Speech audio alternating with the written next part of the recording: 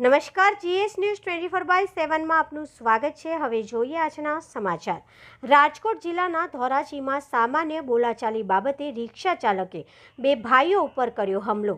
શહેરના જેતપુર રોડ પર બે ભાઈઓ જતી વેળાએ પેસેન્જર રિક્ષા ચાલક સાથે કોઈ બાબતે બોલાચાલી થઈ હતી।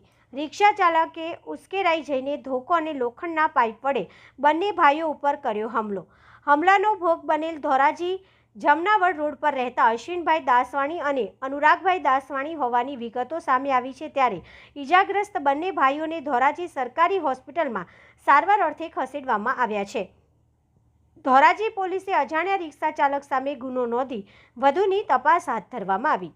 Reporter Amrutbhai Ranva, Gujarat secure news, Dhoraji.